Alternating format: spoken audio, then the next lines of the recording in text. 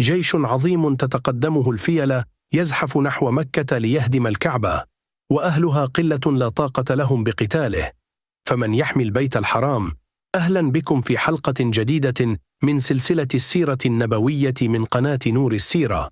في حلقتنا اليوم نعيش حدثين عظيمين سبق بعثة النبي صلى الله عليه وسلم: عام الفيل الذي حفظ فيه الخالق بيته الحرام من جيش جرار، ثم مولد خير الخلق في تلك السنة المباركة. كان أبرهة الأشرم واليا حبشيا على اليمن، فبنى كنيسة فخمة عظيمة في صنعاء، وأراد أن يصرف حج العرب إليها بدلا من بيت الله في مكة، لكن العرب أبوا أن يتركوا بيت إبراهيم. وغضب أبرهة حين علم أن رجلا منهم قد لطخ كنيسته إهانة لها، فأقسم ليسيرن إلى الكعبة حتى يهدمها حجرا حجرا. فجهز جيشا ضخما وقاد معه فيلا عظيما اسمه محمود، لم تر العرب مثله من قبل، وزحف بجنده نحو مكة يروع القبائل في طريقه، ولا يقوى أحد على صده. ولما اقترب من مكة أغار جنده على أموال أهلها، فاستاقوا 200 بعير لعبد المطلب سيد قريش جد النبي صلى الله عليه وسلم. فذهب عبد المطلب إلى أبرهة يطلب إبله، فتعجب أبرهة وقال: جئت تشغلني ب200 بعير وتترك بيتا هو دينك ودين آبائك، جئت لهدمه. فأجابه عبد المطلب بكلمته الخالدة: أنا رب الإبل فأطلبها، وإن للبيت ربا سيمنعه ويحميه. ثم أخذ إبله وأمر قومه أن يعتصموا برؤوس الجبال ويتركوا البيت لربه. وأقبل أبرهة بجيشه ليدخل مكة، فلما وجهوا الفيل نحو الكعبة برك وامتنع أن يتقدم، وكلما وجهوه إلى غير مكة هرول مسرعا، فإذا ردوه نحو البيت جثى وأبى. وعندها جاء أمر الخالق سبحانه، فأرسل عليهم طيرا في جماعات متتابعة أقبلت من نحو البحر، تحمل كل طائرة حجارة صغارا من طين متحجر، فرمت الطير الجند بتلك الحجارة، فما تصيب واحدا منهم إلا صرعته وأهلكته، فتساقطوا صرعا، وجعلهم الخالق كزرع يابس داسته الدواب ومزقته. وهلك أبرهة في طريق عودته شر هلاك، وسلم البيت الحرام لم تمسسه سوء، حماه ربه بقدرته لا بسيوف أهله ولا بعددهم. فعرفت العرب تلك السنة بعام الفيل، وجعلوها تاريخا يؤرخون به، وما كانوا يدرون أن في تلك السنة نفسها سيشرق نور يغير وجه الأرض.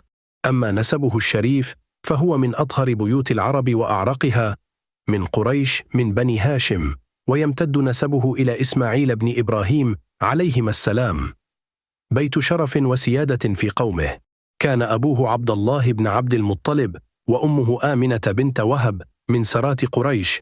تزوجها عبد الله فحملت بالغلام المبارك، والخير كله مقبل.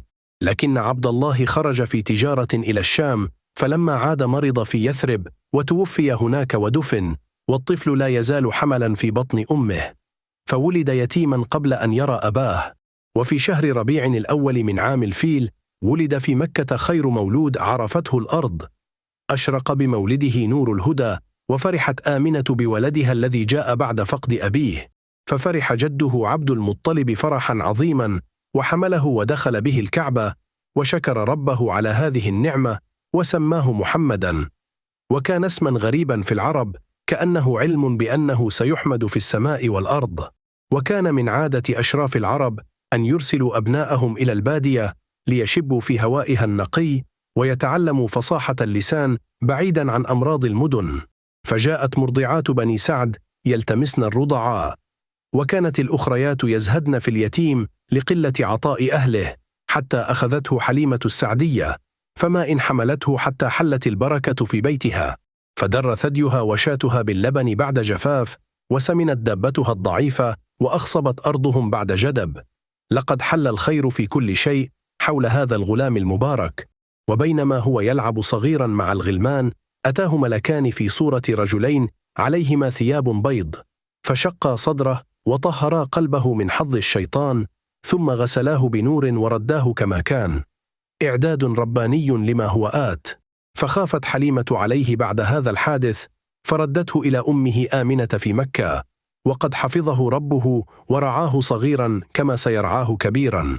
ولما بلغ نحو 6 خرجت به أمه لزيارة أخواله في يثرب، فلما عادت مرضت في الطريق وتوفيت في مكان يقال له الأبواء، فصار يتيم الأب والأم معا، فكفله جده عبد المطلب وأحبه حبا شديدا، وقربه حتى كان يجلسه على فراشه عند الكعبة مجلسا لا يجلسه أحد من أبنائه، لكن الفقد لازمه صغيرا، فلما بلغ 8 توفي جده عبد المطلب، فحزن عليه حزنا شديدا، وفقد من كان يحوطه برعايته، فانتقلت كفالته إلى عمه أبي طالب، فأحسن إليه وحماه وآثره على ولده.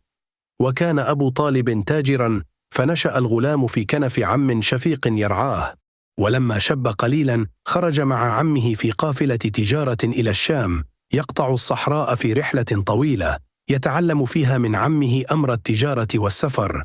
وتذكر كتب السيرة أن راهبا يقال له بحيرة رأى فيه علامات النبوة التي عرفها من كتبه، فأوصى عمه أن يحفظه ويرده إلى بلده خشية أن يبغيه أعداء الحق بسوء. ونشأ صلى الله عليه وسلم يرعى الغنم لأهل مكة كما رعاها الأنبياء من قبله، تعلم في ذلك الصبر والرفق وتدبير الرعية بعيدا عن لهو قومه وباطلهم، وكان ربه يحفظه من معاصي الجاهلية وقاذوراتها، فما سجد لصنم قط ولا شرب خمرا ولا شهد باطلا.